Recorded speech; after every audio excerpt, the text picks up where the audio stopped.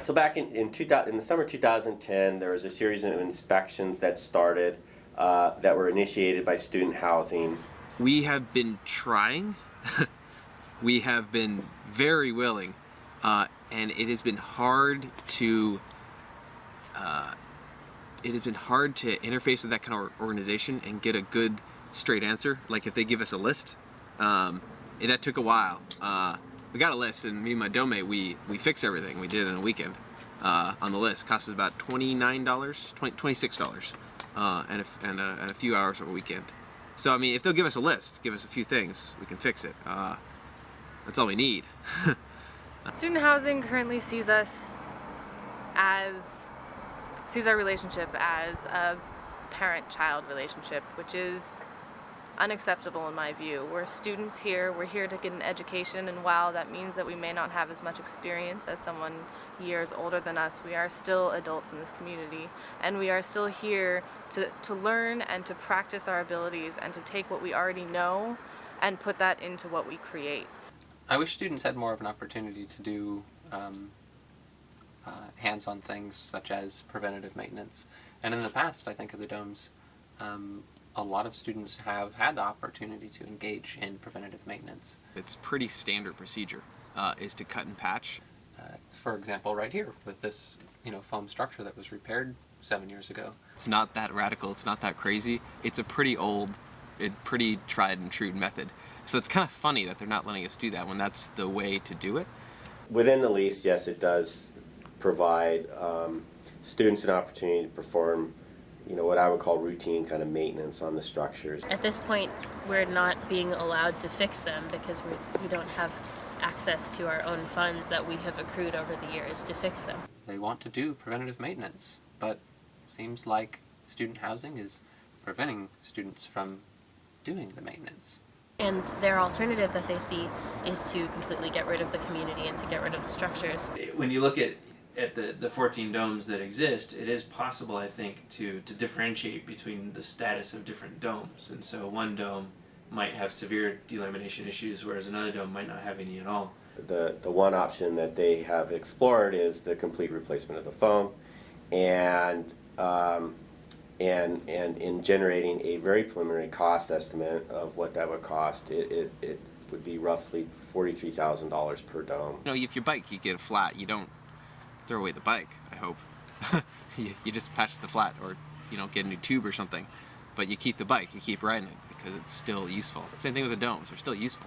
You just need a few fixes. With a crack like the one in Dome 10, a piece of the foam has delaminated from the outer fiberglass structure. Once this happens, more weight is put on that area and thus the crack forms. If it's left there for too long, it will pull itself away more and more. However, in the past, these have happened before, and in those situations, we cut out the affected area and re-foamed it with a new piece, which there's actually an example of in Dome 13, which has held and is still there and works perfectly well. And it hasn't affected the structural integrity of Dome 13 at all. I am an engineer. I feel like I do have a sense for things, and it seems to me that with some simple repairs, the domes could be just as safe as they have been for the last 37 years. And the administration is under the opinion that the best option is to tear out all the foam and spray in new foam in order to make the structure safe for students to live in. And that cost has been deemed prohibitive.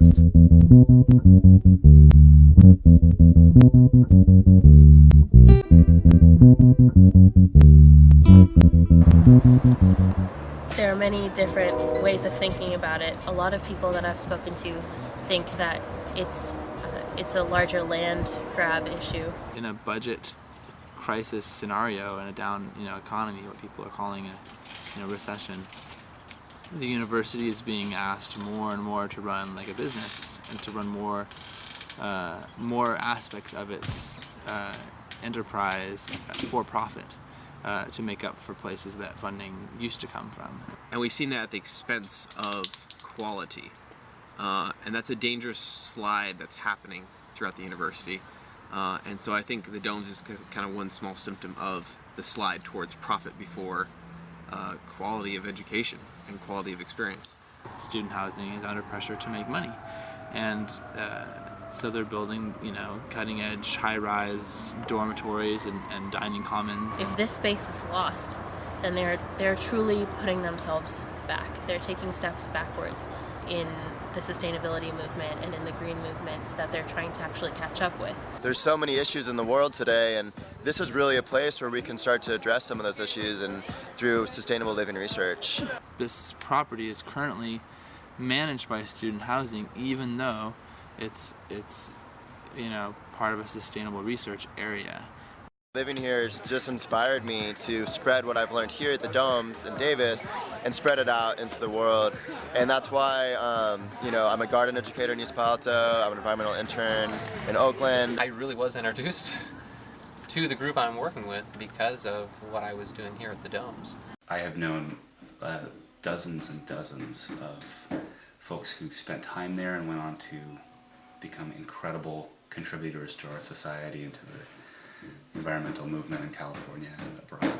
It's a cycle of innovation that allows people to do innovative things in their own lives. And once this place is gone, that cycle is going to be broken.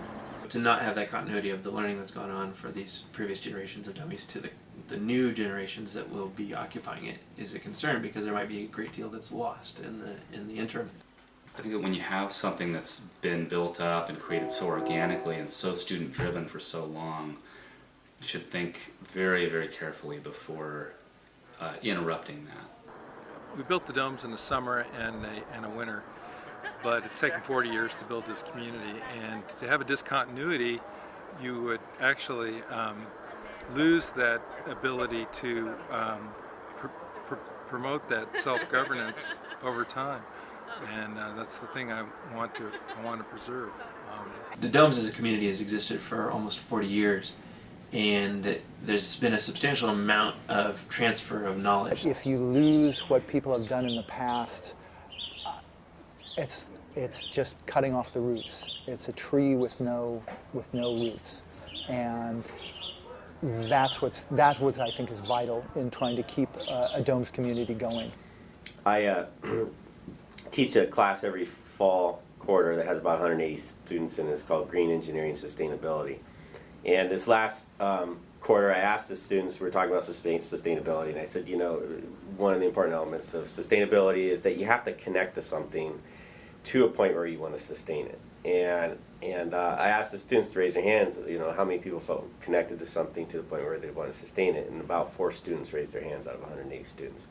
So I think it's something that's largely lacking in our education in terms of really helping students connect to something, feel passionate enough about it to really want to sustain it. And I think the Domes, to me, represents something on campus that reflects a special place that the people that live there really feel passionate about sustaining. I really, really hope for the future of this university as an agriculture school, and for the future of California, that more and more people will be able to have this experience.